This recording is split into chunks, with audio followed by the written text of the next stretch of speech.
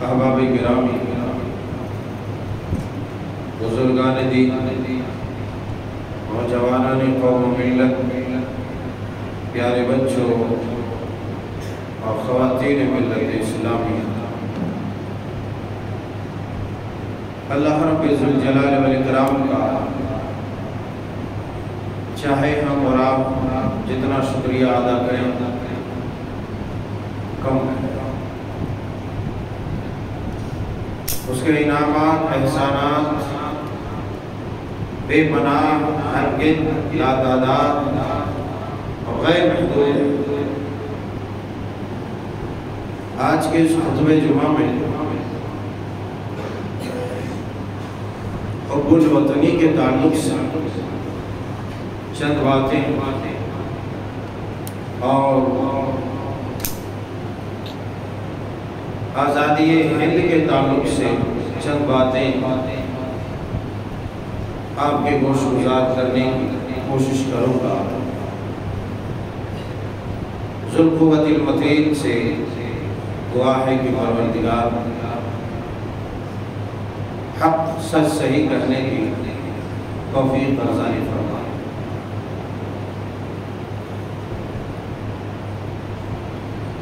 حب الوطنی، وطن جہاں ہم رہتے ہیں، جس زمین پہ، جس دھرتی پہ، جس جگہ ہم رہتے ہیں اس کو وطن کہتے ہیں۔ مجموعی طور پر ہمارا وطن، مادر وطن، ملک عزیز ہندوستان ہے۔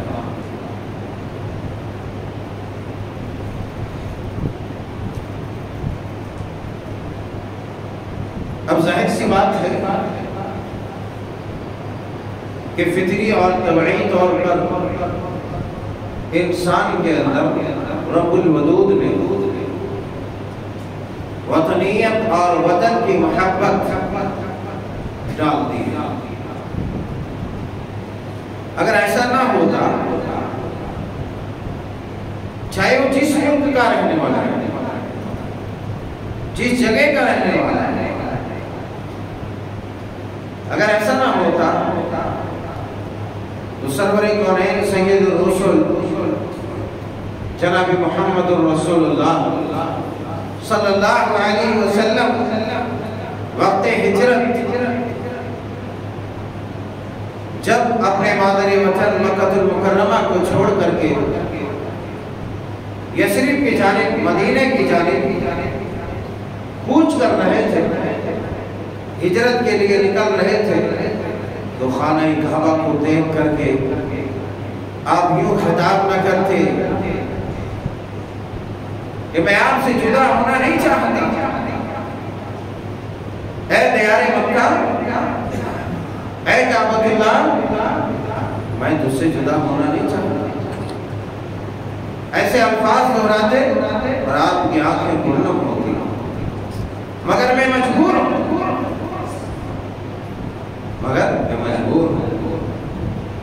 قوم کی ستمگری، حالات کی ستم ظریفی اور ظلم و استبداد کے انتہا نے آپ کے ایمان، آپ کی شریعت، آپ کے دین کی محافظت کے لیے، صیانت کے لیے، حفاظت کے لیے، مسلمانوں کی حفاظت کے لیے دیار مکہ چھوڑنا پڑا، اور پرنم آنکھوں کے ساتھ آپ مکہ سے جدا ہو گئے، ودا ہو گئے، یثرب کی طرف، مدینہ کی طرف چل دیے۔ ایک فطری شیء ہے کہ انسان کے اندر جس جگہ پر رہے اس کی محبت اس کے اندر گھر کر جاتا ہے۔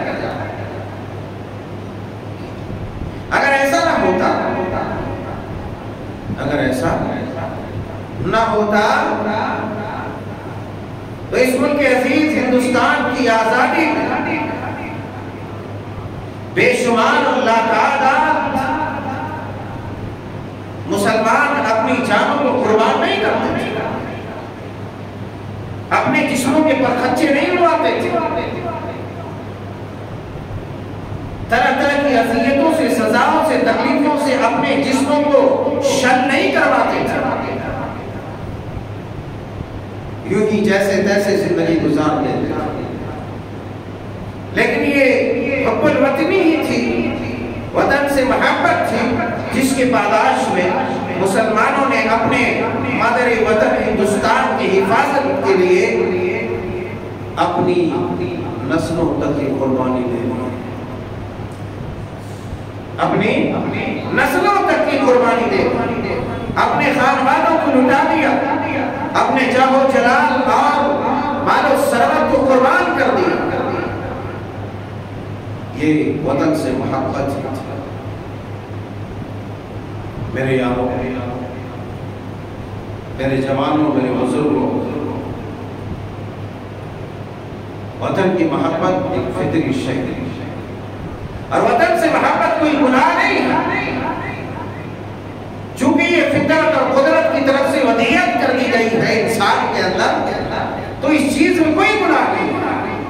بلکہ وطن کی حفاظت ہمارے فرائض میں داخل ہے۔ وطن کی حفاظت یہی وجہ ہے کہ اللہ کے پیارے حبیب علیہ السلام نے بشارت سنائی ہے ان لوگوں کو جو اسلامی سرحد کی حفاظت کرتے ہیں، رات گزارتا ہے۔ آپ نے فرمایا جہنم کا دھواں اسے نہیں لگے گا، جہنم کا دھواں اسے نہیں لگے گا۔ یہ وطن کی حفاظت ہی ہے، لہذا معلوم یہ ہوتا ہے کہ وطن کی حفاظت فرائض میں شامل ہے۔ اگر ایسا نہیں ہوتا تو لاکھوں لاکھ صرف عوام نہیں، علماء اپنی جانوں کی قربانیاں پیش نہیں کرتے، لاکھوں لاکھ۔ میں بھی آئندہ ذکر کرنے والا ہوں اس ہندوستان کی آزادی میں مسلمانوں ہی نے نہیں صرف، بلکہ اگر ہم اپنی جماعت جسے سلفی المسلک کہتے ہیں، جسے اہل الحدیث کہتے ہیں، ماضی قریب میں جس کو وہابی کے نام سے جانے جاتے تھے، ہندوستان کے مشہور مورخ، ہندو مورخ ڈاکٹر تارا چند لکھتے ہیں کہ اہل حدیثوں کی قربانیاں ہی اصل قربانیاں اس دیش کی آزادی میں، اور لکھتے لکھتے یوں لکھتے ہیں کہ 8 لاکھ سے 8 لاکھ علماء اہل حدیث نے اپنی جانوں کی قربانیاں اس ملک کی آزادی میں پیش کی، اس ملک کی آزادی میں جہاں ہم رہ رہے ہیں۔ 8 لاکھ کوئی 8 آدمی 8,000 نہیں، اور اگر آپ کو شبہ ہوتا ہو تو دلی دور نہیں ہے، لوگ کہتے ہیں دلی دور ہے، میں کہتا ہوں دلی دور نہیں، جاؤ دیکھو انڈیا گیٹ پر 60,000 سے زائد مسلمان فریڈم فائٹر کے نام لکھے ہوئے ہیں، سب سے زیادہ 60,000 سے زیادہ 63,000۔ آپ یوں سمجھ رہے ہوں گے کہ ممبر رسول سے خطبے میں اس چیز کے تذکرے کا کیا فائدہ ہے، اس جگہ سے اس کا تذکرہ کرنے کا کیا فائدہ ہے؟ چونکہ ہمارا علم ہی یہی ہے اور ہماری دانشمندی اتنی بڑی ہے۔ شاعر نے کہا تھا کہ اگر نہ سمجھو گے تو مٹ جاؤ گے اے ہندی مسلمانوں، اگر نہ سمجھو گے تو مٹ جاؤ گے اے ہندی مسلمانوں، پھر تمہاری داستان نہ ہوگی داستان، پھر تمہاری داستان نہ ہوگی داستانوں میں، ایسے مٹو گے کہ کسی کہانی میں بھی تمہارا نام نہیں لیا جائے گا۔ اور اس شعر کو میں تھوڑا الگ انداز میں کہا تھا، ہماری غفلت، ہماری سستی،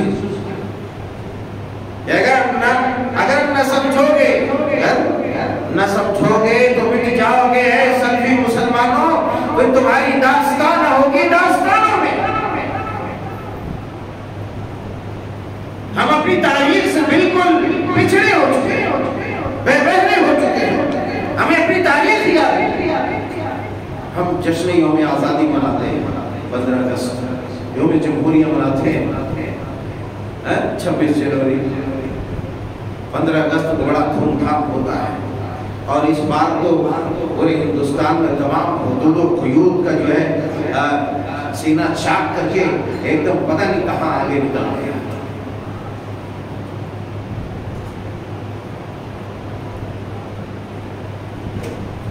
یعنی یہاں تک کہ مسلمان اپنے خون سے نکل کر کے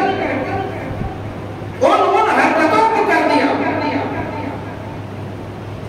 جس سے فسق فجور لازم آتا ہے، بلکہ بعض ایسا نعرے لگائے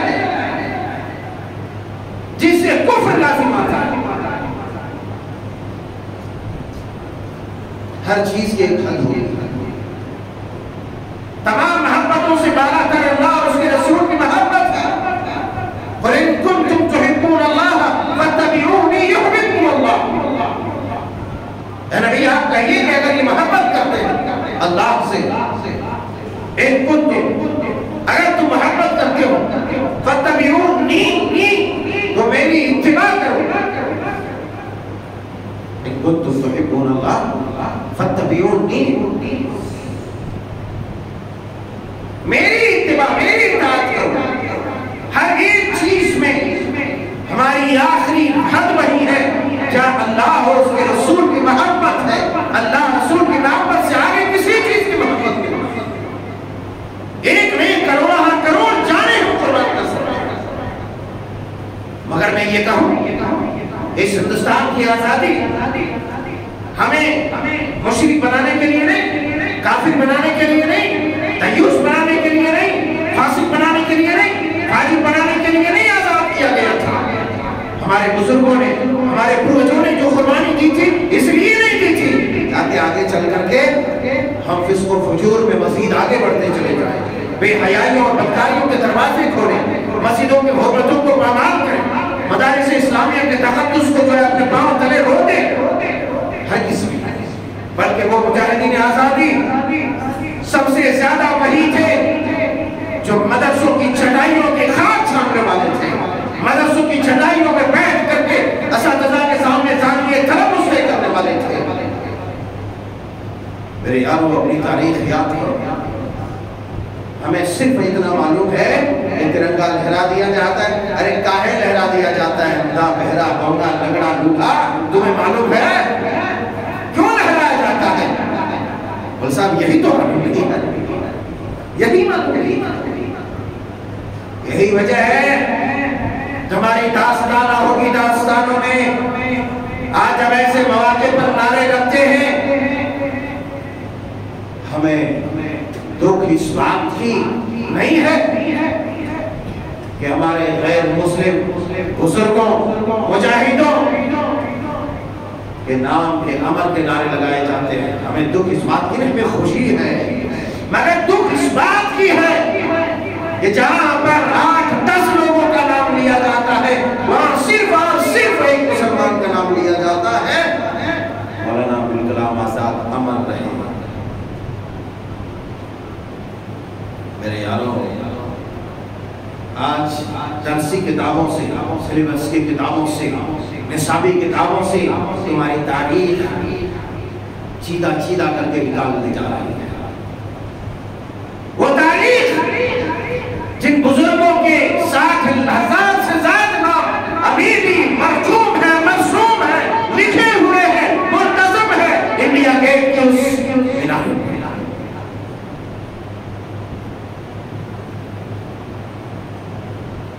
ہم میں سے 90% لوگ یہ نہیں جانتے، 90% ہمارے آج کی نئی نسل کی بات نہیں کرتا۔ یاد کرو کہ جب اپنے اجداد کی قربانیوں کو تو تمہارے اندر ایک تابندگی آئے گی، اور خدا کی قسم اس قوم کی تباہی کے لیے اتنا کافی ہے کہ ان کے ماضی سے اس کا تعلق توڑ دیا جائے، اس کے پاسٹ سے اس کا تعلق توڑ دیا جائے، اس کی ہسٹری سے، اس کی تاریخ سے اس کا تعلق کاٹ دیا جائے، کاٹ دیا جائے۔ آج یہی ہو رہا ہے، یہی ہو رہا ہے کہ ہمارے ماضی سے، ہمارے بزرگوں سے، ہمارے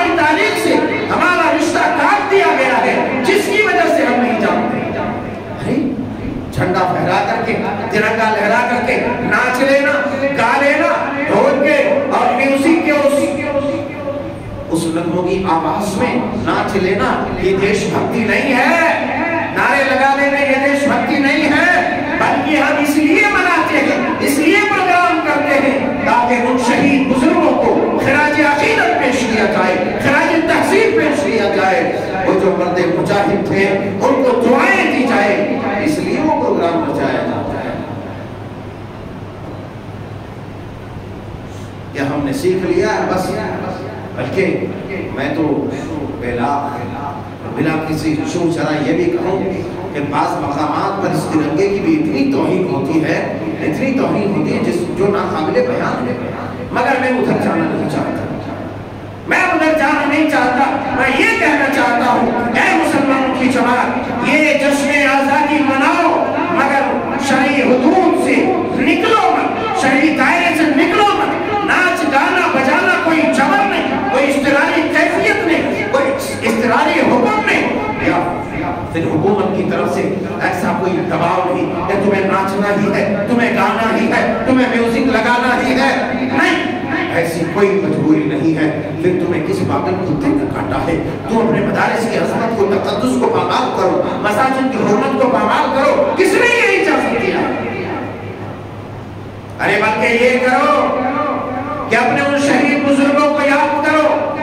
جن کی ایک لمبی داستان ہے، جن کی آزادی میں لاکھوں لاکھ نہیں کروڑوں کروڑ جانے قربان کی جنہوں نے۔ اور اب میں آؤں اس تاریخ کی طرف۔ اس ملک کی آزادی میں مسلمانوں کا جو کردار، آج چاہے مسلمان ہے، غیر مسلمان ہے، کسی بھی کاسٹ سے تعلق رکھنے والا، کسی ذات سے تعلق رکھنے والا، ہر کوئی اپنی روٹی سے رہا ہے۔ ارے کل جو غدار تھا، جو خائن تھا، جو بدماش تھا، جو مجاہدین آزادی کا دشمن تھا، آج وہ بڑا وفادار بن کر کے اپنا سینہ تان کر کے اپنا جو ہے ایسا جھوٹے گیت الاپتا ہے، راگ الاپتا ہے کہ گویا کہ اسی نے سب کچھ کیا تھا اس ملک و ملت کے لیے۔ لیکن میں کہنا یہ چاہوں گا کہ تم بھی مرعوب ہو چکے ہو، مسلمان بھی ڈر چکا ہے، کیونکہ اس کے ماضی سے اس کا تعلق توڑ دیا گیا، اس کی تاریخ سے اس کا رشتہ توڑ دیا گیا، اس کے ہسٹری سے اس کا تعلق ختم کر دیا گیا۔ اسی لیے میرے یارو یاد رکھو، اس ملک عزیز ہندوستان کی آزادی کے لیے جو سب سے پہلے روح پھونکی گئی، سب سے پہلے علم جہاد بلند کیا گیا، سب سے پہلے جو جہاد کا فتویٰ دیا وہ کوئی اور نہیں تھا، وہ مسلمانوں کا ایک عالم دین، ایک محدث، اور وہ مسلمانوں کا کوئی عام آدمی نہیں، بلکہ وہ شاہ ولی اللہ محدث دہلوی جنہوں نے اس کام کو آغاز کیا تھا اور اندرونی طور پر اس کام میں پورا کام کیا، اس مشن میں تابندگی لائی، اور چلتے چلاتے ان کے فرزند دلبند شاہ عبدالعزیز رحیم آبادی محدث دہلوی رحمت اللہ علیہ تعالی رحمت الواسعہ نے سب سے پہلے انگریزوں کے خلاف جہاد کا فتویٰ دیا کہ جہاد فرض ہے، اور اب انگریزوں گورے چمڑی والوں کو اس ملک سے بھگانا ہے، اس ملک سے آزاد کرنا ہے، اس ملک کو ان شیطان و درندوں کے پنجوں سے آزاد کرنا ہے۔ وہ کوئی اور نہیں تھا، مگر افسوس ہوتا ہے جب ایک مسلک والا اپنی تاریخ لکھتا ہے، اہل حدیثوں کو نظر انداز کرتا ہے، دوسری مسلک والا لکھتا ہے، خیانت کرتا ہے، وہابی کہا جاتا، انگریزوں کا ایجنٹ کہا جاتا، یہ کہا جاتا، پتہ نہیں کتنا علم خلم کہا جاتا۔ اسی لیے میں نے شعر میں تھوڑی ترمیم کر کے کہا کہ اگر نہ سمجھو گے مٹ جاؤ گے اے سلفی مسلمانوں، پھر تمہاری داستانہ ہوگی داستانوں میں، خدا کی قسم جاؤ ڈاکٹر تارا چند لکھنے والا میں نہیں، لکھنے والا مسلمان نہیں، لکھنے والا غیر مسلم والے، پڑھو ان کی کتابیں، پڑھو ان کی تحریریں، معلوم ہوگا کہ اہل حدیثوں کے بارے میں انہوں نے کیا لکھا ہے، سلفیوں کے بارے میں کیا لکھا ہے۔ 8 لاکھ سلفیوں کے، علماء حدیث کے، علماء اہل الحدیث کی جانیں ضائع ہوئی، سب سے بڑا کردار ان کا ہے، اور وہ لکھنے والا لکھتا ہے کہ صرف 2 لاکھ بنگال سے تھے جن علماء اہل حدیث نے اپنی جانوں کے نذرانے پیش کیے۔ کہاں ہو میرے یارو، کہاں ہو، کدھر بھٹک رہے ہو؟ یاد کرو اپنی تاریخ کو، بتاؤ اپنے بچوں کو، بتاؤ اپنی نسلوں کو۔ بتاؤ اپنی نسل کو، جب اپنے اجداد کی، اپنے اسلاف کی بہادری کے قصے سناؤ گے تو تمہاری اولاد پپچی کا گرویدہ نہیں ہوگا، اپنی عقل کھپائے گا نہیں، وہ پاگل بے وقوف نہیں بنے گا، پاگل بن کے گندگیاں نہیں کھائے گا، بلکہ وہ شیر بن کر کے وطن کی حفاظت کے لیے، ملک کی حفاظت کے لیے، ملت کی حفاظت کے لیے اپنی جان کو داؤ پر لگا دے گا۔ کیوں؟ اسے یہ یاد ہوگا کہ ہمارے بزرگوں نے یہ حرکتیں کی تھی، ہمارے بزرگوں کے وہ کارنامے تھے کہ دشمنوں کے خلاف، اسلام دشمن ہو یا ملک و ملت کا دشمن ہو، قوم کا دشمن ہو، یہ نعرہ لگا کر کے کہ سرفروشی کی تمنا اب ہمارے دل میں ہے، سرفروشی کی تمنا اب ہمارے دل میں ہے، دیکھنا ہے زور اتنا بازوئے قاتل میں ہے، یہ کہہ کر کے تمام باطل طاقتوں سے ٹکرائے گا اور ملک و ملت کی حفاظت کے لیے کوشاں رہے گا۔ یہ اگر ہم نے کردار ادا کیا، مگر ہم کیا کرتے ہیں؟ ارے چلو آگے میں چل کر کے بتاتا ہوں، میں پہلے یہ بتا دوں کہ لوگ یہ بیان کرتے ہیں ملک کی آزادی کی روح 1857 سے روکی گئی، مگر میرے یارو یہ بہت بڑی غلطی ہے، یہ بہت بڑی خیانت ہے۔ اگر کوئی کہتا ہے یہ کوئی اور کہتا ہوگا، ہم کہتے ہیں کہ 1750 سے پہلے ہی ملک کے اندر انگریزوں کی چنگل سے ملک کو آزاد کرنے کے لیے مسلمانوں نے تحریک چلائی، جنگیں لڑی۔ اللہ اکبر کبیرہ، کیا آپ کو وہ یاد نہیں کہ نواب سراج الدولہ کے نانا وردی علی خان 1753 میں انگریزوں سے ٹکرایا، اور آپ کو یاد نہیں شیر محصور یہ والد حیدر اور خود شیر محصور ٹیپو سلطان علیہ الرحمہ، جن کو مسلمانوں کی غداری، میر سعدی کی غداری نے جن کو پسما کیا اور شرف شہادت سے ہم کنار ہونا پڑا۔ نواب سراج الدولہ بغداد میں میر جعفر کی غداری، بیگم محل نیپال کے گورنر کی غداری، سیدین شہیدین کی تحریک میں افغانیوں پٹھانیوں کی غداری۔ اگر یہ غداریاں نہ ہوتی مسلمانوں کی صفوں میں تو پھر یہ ملک بہت پہلے آزاد ہو گیا ہوتا تھا۔ 1947 میں آزاد نہیں ہوتا، 100 سال پہلے آزاد ہو گیا تھا۔ میرے یارو، اس ملک کی آزادی کی تحریک مسلسل جہاد تقریباً کم و بیش 250 سال کا عرصہ دراز اس تحریک نے طے کیا،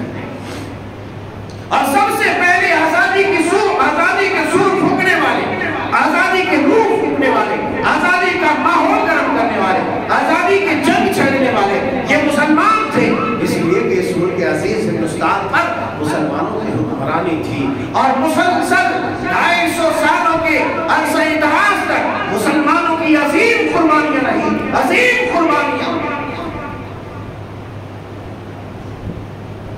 میرے دوستو، غرض کہنے کا مطلب یہ ہے کہ اللہ کا قانون یہ ہے کہ جو کام کرتا ہے، جو ملک و ملت کی خدمت کرتا ہے، اس کا نام باقی اور زندہ رہتا ہے۔ یہ اللہ کا قانون ہے۔ یہی وجہ ہے کہ گزشتہ امتوں کے قصے، ان کے واقعات قرآن میں مکتوب ہیں۔ اس ملک کی حفاظت کے مسلمانوں کا جو کردار تھا، وہ وردی علی خان سے لے کر کے سیدین شہیدین اور خاندان صادق پور، میں نے بھی بتلایا، میں یہ بات اس لیے کر رہا ہوں کہ ہر تاریخ لکھنے والا اپنی عصبیت میں آ کر کے الگ الگ مسلک والا مسلمان بھی لکھ رہا ہے، وہ عصبیت کے جو ہے گہرے سمندر اور گہرے دلدل میں اس طرح پھنسا ہوا ہے کہ فلانے کو ایجنٹ، چلانے کو ایجنٹ، اس کو ایجنٹ، مسلمان کو انگریزوں کا ایجنٹ کہہ رہا ہے، جبکہ مسلمانوں کا اجداد یہ تھا کہ متحد ہو کر کے اس ملک کا پاسا پلٹا، ملک کی کایا کو پلٹ کر کے رکھ دیا اور گوری چمڑی والوں سے آزاد کیا ملک کو۔ اگر بات کریں، میں اس ملک کی آزادی کی تحریک میں، جہاد میں اہل حدیثوں کے کردار کی ایک جھلک میں آپ کو دکھاؤں۔ تحریک سیدین شہیدین جو 1820-25 عیسوی سے شروع ہوا، تحریک شہیدین کہا جاتا ہے. شاہ اسماعیل شہید رحمۃ اللہ علیہ، سید احمد شہید رحمۃ اللہ علیہ، سید احمد شہید رحمۃ اللہ علیہ وسلم. شاہ اسماعیل شہید رحمۃ اللہ علیہ پکے سلفی المسلک اہل حدیث، جسے دنیا وہابی کے نام سے جانتی ہے. مورخ لکھتے ہیں، مورخ ہنٹر نام کا ہے، وہ لکھتے ہیں کہ انگریزوں کو جو سب سے زیادہ ڈر تھا وہ مسلمانوں کی 3 کتابوں سے تھا. اس وقت کے شاہ اسماعیل شہید رحمۃ اللہ علیہ کی کتاب تقویۃ الایمان، جو صرف اور صرف توحید کے موضوع پر ایک بڑے ہی مستحکم اور بڑے ہی نرالی کتاب ہے. اس میں کہیں جہاد کی کوئی بات نہیں ہے، کہیں جہاد کی کوئی بات نہیں. مگر سوال یہ ہے کہ انگریزوں کو ان سے ڈر کیوں تھا؟ اے توحید کے پاسبانوں، اس لیے ان کو ڈر تھا کہ اس کتاب میں توحید کا درس دیا گیا ہے. بت پرستی، قبر پرستی، توہم پرستی، شرک سے بیزاری کا اعلان کیا گیا ہے. ایک خدائے وحدہ لا شریک ذوالجلال والاکرام کی عبادت کی بات کہی گئی ہے. اور دنیا کائنات یہ جانتی ہے کہ اگر مسلمان جس کے اندر توحید کا رس بھرا ہوا ہے وہ دنیا کی تمام طاقتوں سے ٹکرا سکتا ہے. جس کے اندر جذبہ ایثار و وفا ہے، جس کے اندر توحید ہے، جس کے اندر اللہ کی وحدانیت کا رس بھرا ہوا ہے، اللہ کی توحید کا رنگ چڑھا ہوا ہے، وہ دنیا کے کسی بھی باقی طاقت سے ٹکرانے سے گریز نہیں کرے. دوسری کتاب ہے سید احمد شہید رحمۃ اللہ علیہ کی کتاب ملفوظات سید احمد. تیسری کتاب ہے شرح الخایا کی کتاب الجہاد. میں کہنے یہ لگا تھا کہ سیدین شہیدین جب بالا کوٹ میں لڑتے ہوئے شہید ہو گئے، اس کے سرغنہ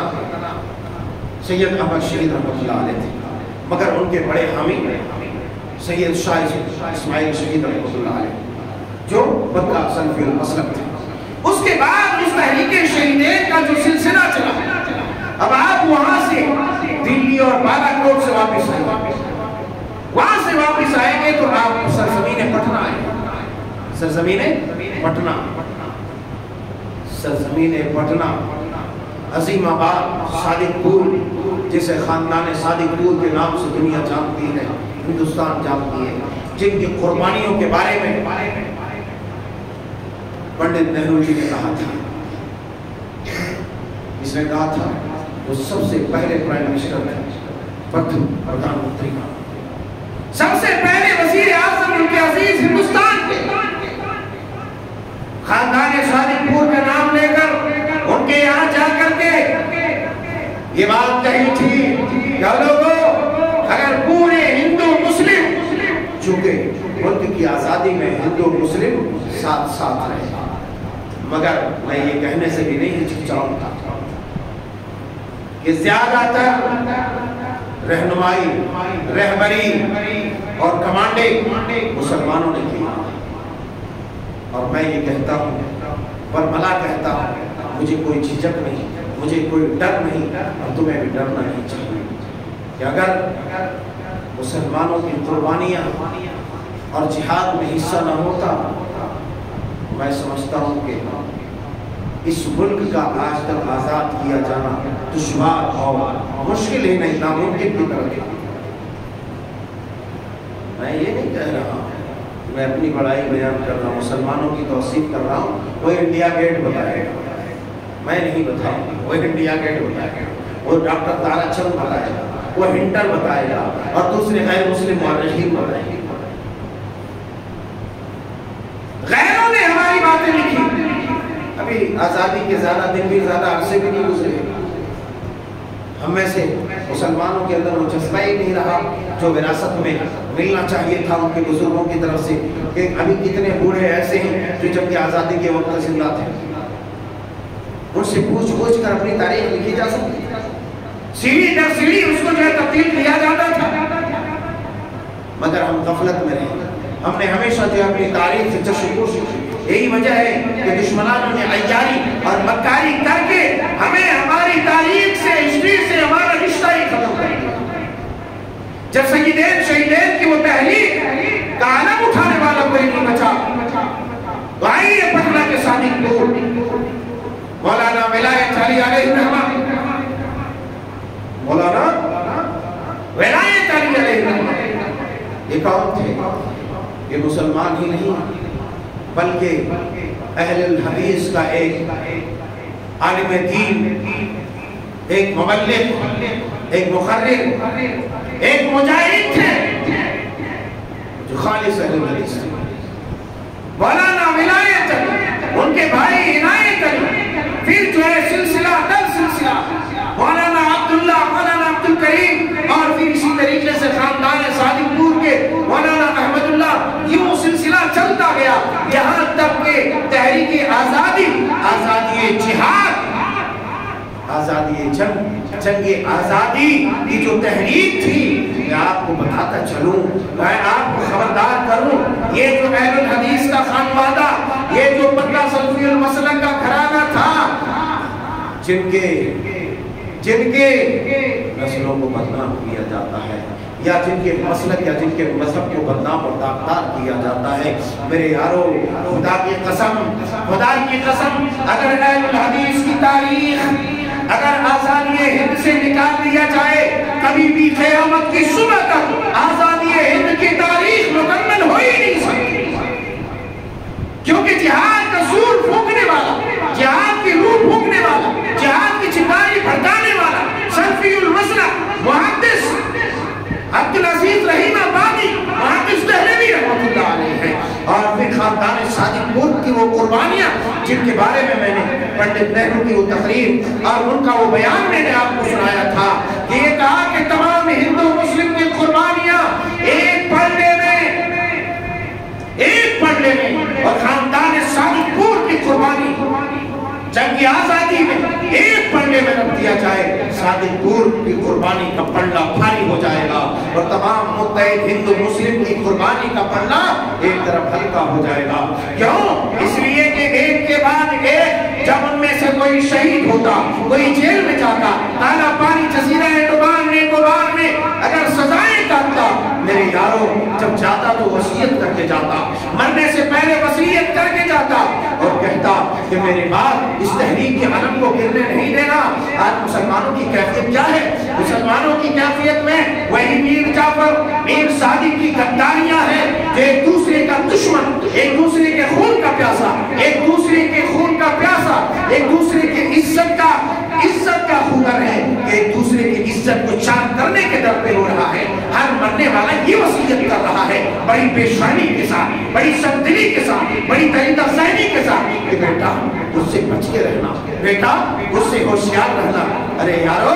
یہ تلقین کرو کہ بیٹا میری زندگی میں اگر اس نے نہیں مانا، اس نے اپنی اصلاح نہیں کی، تو میری چوٹی لگا دو کہ اس کی اصلاح ہو جائے، اس کی نسل کی اصلاح ہو جائے۔ تم کوشش کرتے رہنا، بلکہ یہ خیر خواہی کا جذبہ ہونا چاہیے، مگر یاد کرو تمہارے بزرگوں کی وہ وصیت تھی، وہ نصیحت تھی کہ تحریک آزادی کے عالم کو گرنے نہیں دینا۔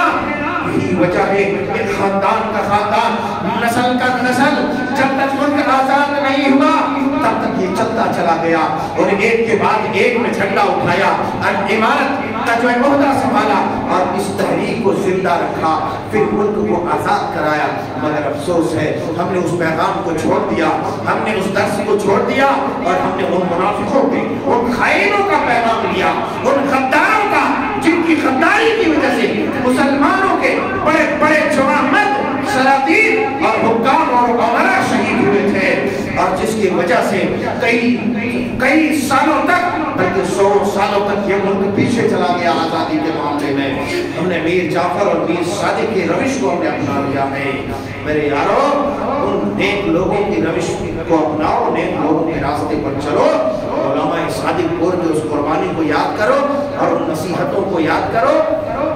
کہ کس طریقے سے ایک کے بعد ایک قربان کیے جاتے تھے اور وصیت کیے جاتے تھے کہ بیٹا میرے بعد اس علم کو سنبھالنا۔ میرے یاروں ایک اور دو بات کہتے ہوئے میں چلوں اور اپنی بات کو ختم کروں کہ جنگ آزادی ہند یہ ہماری محبت کے ساتھ، ہمارے دل کے ساتھ چونکہ اس ملک سے ہم محبت کرتے ہمارا جاننا بہت ضروری ہے، مگر ساتھ ہی ساتھ یہ بھی جاننا ضروری ہے کہ چاہے وہ ملک کی محبت ہو، چاہے وہ ماں باپ کی محبت ہو، ہر ایک محبت سے بالا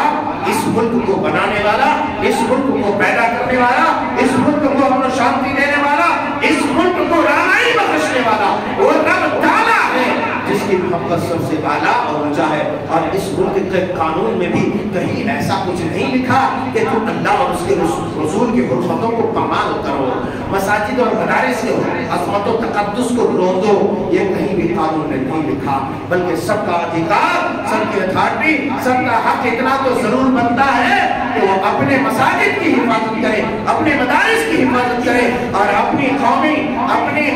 اور اپنے مذہبی جذبات کو اس کی حفاظت کرے، اپنی عادتوں کی حفاظت کرے۔ میرے یارو، قربانیاں اگر ہم اور میں صادق پور پیش کریں تو خدا کی قسم کئی چوہا چلا جائے گا، ہم پیش نہیں کر سکتے۔ صرف اتنا یاد رکھو کہ وہ عین عید کا دن تھا، جمعہ کا دن، وہ اہل الحدیث کا خانوادہ، وہ گھرانہ، انگریزوں نے عین عید کے دن ان مجاہدوں کے گھروں پر بلڈوزر چلا دیا، ان کے جائیداد ضبط کر لیے۔ آج بھی یہی ہو رہا ہے، جو حق کی پاسبانی کر رہا ہے یا جو حق وہی کر رہا ہے اس کے گھروں پر بلڈوزر چلا دیا جا رہا ہے، ان کو جیل میں بند کر دیا جا رہا ہے۔ اللہ اکبر۔ میرے یارو، یہ اس لیے ہو رہا ہے، ایک تو ہماری دین سے دوری، دینی بے راہ روی اور اپنے اسلاف سے اپنے رشتے کو توڑ دیا جانا۔ ارے میرے یارو، وہ جزیرہ عمان کالا پانی کی سزا ہمارے بزرگوں نے اس لیے کہا تھا، وہ کالا پانی کی سزا جس کے اندر 90 سے 95% مسلمان اور ان میں سے زیادہ تر اہل الحدیث، وہ یحییٰ علی خان، وہ محمد، وہ مولانا جعفر تھانیسری، میں نہیں بھولتا جس جعفر تھانیسری نے اس کالا پانی کی سزا کاٹ کر کے ایک لمبی مدت کی سزا کاٹ کر باہر آیا اور کالا پانی کے نام سے ایک کتاب لکھا۔ وہ کتاب موجود ہے، پڑھو، درس دو، پیغام عام کرو، پھیلاؤ ایسی اذیتناک سزائیں جن کے بارے میں میں بتلاؤں، جن کو دنیا ہندوستان ویر ساورکر کے نام سے جانتی ہے۔ ہندوستان کا وہ بھی جنگ آزادی کے مجاہدین میں شامل تھا، برہمن تھا۔ جب کالا پانی کی سزا انہیں دی گئی تو ان کا حوصلہ ٹوٹ گیا۔ کالا پانی کی سزا اتنی شدید، اتنی خطرناک، اتنی اذیتناک تھی کہ وہ دام نہ لا کر کے انگریزوں کو ایک نہیں، دو نہیں، تین خطوط لکھے، تین خط لکھا اور لکھنے کے بعد یہ کہا کہ مجھے آزاد کر دیا جائے اس جزیرہ عمان سے، اس کالا پانی کی سزا سے میں تمہارا وفادار رہوں گا، تمہاری وفاداری کروں گا، گاندھی جی کے خلاف، مجاہدین آزادی کے خلاف ہم تمہارے ساتھ رہیں گے۔ اللہ اکبر کبیرہ۔ ان کو تقریباً 1922-23 میں ان کو آزاد کر دیا گیا، رہا کر دیا گیا۔ کس بنا پر؟ جب مجاہدین آزادی کے غداری کو اس نے قبول کیا کہ ہم غداری کریں گے، مجاہدین کے خلاف لڑیں گے، مگر وہی مولانا جعفر تھانیسری، اللہ،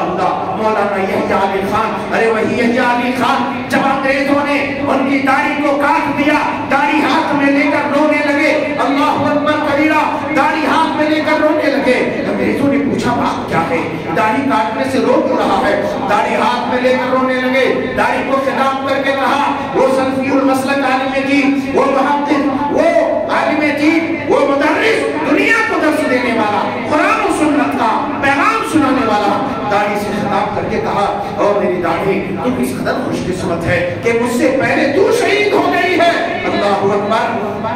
مولانا جعفر تھانیسری جب ان تمام کو سزائے پھانسی کی سزائے موت سنا دی گئی، یہ لوگ خوشی خوشی الحمدللہ کہنے لگے، اللہ اکبر، خوش ہوئے۔ انگریزوں نے دیکھا یہ لوگ خوش ہو رہے ہیں، بات کیا ہے؟ انگریز اس قدر اسلام دشمنی میں مخمور تھا، اسلام دشمنی میں اس قدر آگے تھا، آگے نکلا ہوا تھا کہ ظالموں کی کیفیت یہ تھی کہ جس چیز سے مسلمان خوش ہوتا اس میں کبھی بھی اس کو خوش ہونے نہیں دیتا۔ کہا اچھا شہادت سے یہ لوگ، موت سے یہ لوگ خوش ہو رہے ہیں؟ کہا ہاں، تو ان کی سزائے موت تبدیل کر دیا جائے اور کالا پانی کی سزا دے دی جائے۔ وہی کالا پانی کی سزا کاٹ کر کے یحییٰ علی خان گزر گئے اس دنیا سے، اللہ کو پیارے ہو گئے، بہت سارے مجاہدین گزر گئے، اللہ کو پیارے ہو گئے، مگر مولانا جعفر تھانیسری جو انتہائی سخت جان نکلے، وہ سزا کاٹ کر باہر آئے اور پھر اس مہم میں شامل ہوئے۔ میرے وہی تحریک سیدین شہیدین کا ایک واقعہ میں آپ کو سناؤں، قصہ مختصر۔ ایک بار کا واقعہ ہے کہ ایک جاسوس نکلا مسلمانوں کی حفاظت کے لیے، جاسوسی کرتے ہوئے انگریزوں کو اس بات کا علم ہو گیا کہ ایک ایسے حلیے کا آدمی، ایک ایسے اوصاف کا آدمی جاسوسی کر کے مسلمانوں کا جاسوس بن کے جا رہا ہے۔ چاروں طرف یہ بات پھیل گئی، جاسوس کو بھی یہ بات معلوم ہوئی کہ اچھا میرے بارے میں لوگوں کو میرے اوصاف کے بارے میں علم ہو گیا ہے، تو اس کا مطلب یہ ہے کہ میں بھی قتل کر دیا جاؤں گا اور میرے پورے ساتھی پکڑے جائیں گے۔ اللہ اکبر، اپنے ہاتھ سے خنجر لیا اپنے ہاتھ میں اور اپنے ہاتھ سے خنجر سے اپنی ایک آنکھ نکال دی، نکال کر باہر پھینک دیا تاکہ کوئی انگریز یا کوئی چمڑی والا یا دشمن قوم و ملت اسے پہچان نہ سکے، ان کے ساتھیوں کو گرفتار نہ کر سکے۔ کیوں ایسا کیا؟ اس لیے کہ اپنی شناخت، اپنی آئیڈینٹیفائی چھپانا تھا، کیونکہ وہ دو آنکھ والوں صحیح سلامت آنکھ والا تھا۔ جب ایک آنکھ نہیں رہے گی تو دنیا سمجھے گی کہ یہ کانا ہے۔